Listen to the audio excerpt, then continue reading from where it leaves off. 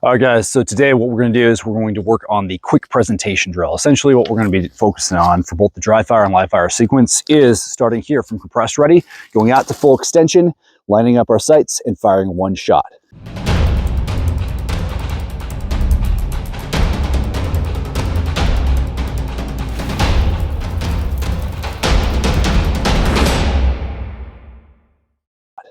Now, this drill is going to be important for multiple different reasons. Really, the thing that we're focusing in on is the part of our draw stroke from where we've already formed a perfect grip here to going out to full presentation. Now, this full extension is going to be where we fire the majority of our shots in a gunfight. The times when we're actually starting to deliver rounds here or even back here, some kind of modified up close shooting position, is going to be far and few between. So 90+% of engagements are going to be at the full extension. So we need to make sure that we have fast and accurate fire at this point right here.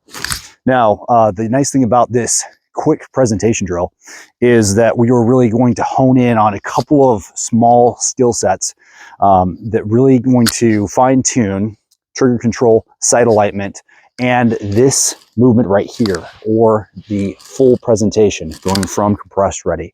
Now, we could absolutely start from the draw stroke, but then we're going to add 2 extra steps of first making sure that we have a good, safe grip, and then coming up and forming our two-handed grip right here. So we're just going to move that on, sideline it to a different drill, and focus on this small section right here.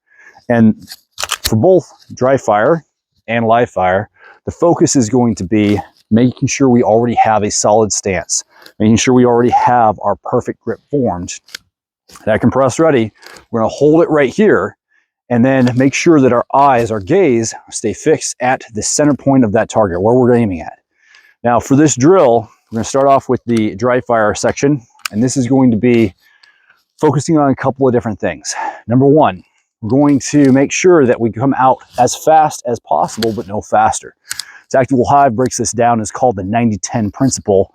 And really what we want to do is we want to make sure that we have as much speed as we possibly can, but without having any kind of negative overdrive at the end. Almost like if you coming up to a stop sign and you just mash that brake pedal and you have this kind of jolt in the rig. You're going to have the same thing if you go 100% speed and you come whipping out here and you actually push that out, drive that weapon. You can have a little bit of disturbance at the end, and what that translates to is either a shot low or coming back up and overcompensating before it settles on the center. Sometimes you'll have some shots high. So we don't want to have that, but we do want to make sure that we are as fast as possible. So the way we're going to get around that is having 100% speed for 90% of the distance, and that last 10%, we're going to smooth it out and have a nice, slow, controlled stop. So really, if you think about this, don't think about punching your gun or driving your gun. Think about touching. And if you ever touch something or you point at something, you usually don't have this aggressive overdrive at the end of it. So just think about touching, and you should have no wobble in that end of the muzzle, resulting in missed shots. All right. So first is applying the 90-10 principle whenever we're driving out. Secondly, we want to make sure that we are, in fact, prepping up our trigger as we're traveling out here. So what we don't want to see is coming out and then the trigger movement starts and compress that trigger and fires. We want to make sure that we're tying both of these movements in together.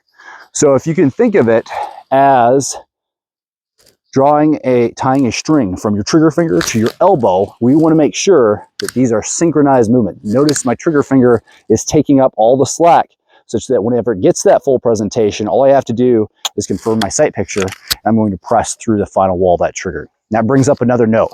We want to make sure that in our trigger, there is no extra play. In other words, we do not want to bring it halfway. We want to make sure that it is all the way up against that final wall. Now, some guns may have 2, 3 walls within that trigger where you're going to have more resistance, and then it breaks. So we need to make sure that we know exactly where our particular trigger is going to break at.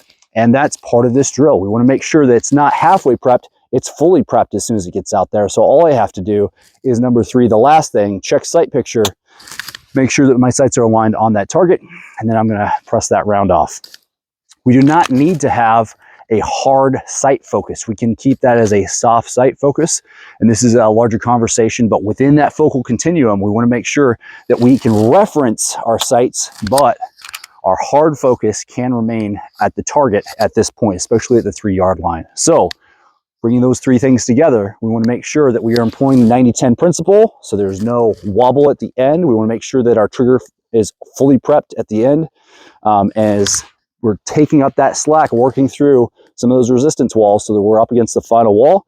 And at the very end, we're going to confirm that sight picture and press straight and clean to the rear. All right, guys, for the fast presentation drill, one additional thing that we can do is we can add a shot clock to it. So what I recommend is setting your par time to around 1 second. If you're new to this, maybe give yourself 2 seconds. If you're really a pro level, give yourself half a second or less. But you can set the par time on your shot clock. And then what I want you to do is the exact same thing. Once the buzzer goes off, come out and still press that round off. You still want to check and confirm that sight, but really what we're checking for here is, have we built the muscle memory such that we're still getting clean impacts on our target under whatever that par time that you set is. I've got a 1 second par time set right here. So let's try it. All right, very close. That was a 0.76. Try again.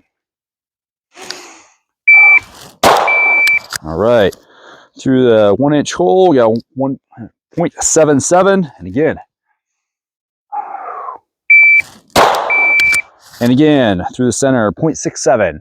So this is just something that you can do to kind of gauge, know what is the time from compressed ready to engaging that target. The same thing that you can do from a low ready, from a temple index, from a safety circle.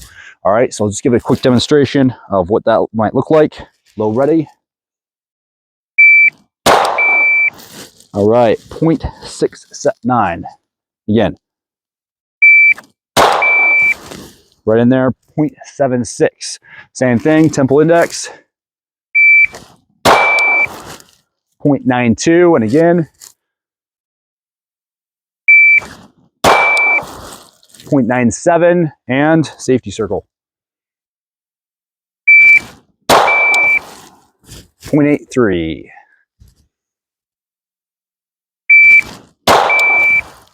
0.79. All right, so I'm getting an 80% accountability rate inside the 1-inch circle, and I've got the least amount of time is from compressed ready or low ready, and then progressively more from a little bit safety circle, and the most for me, temple index, because that is the one that I practice the least.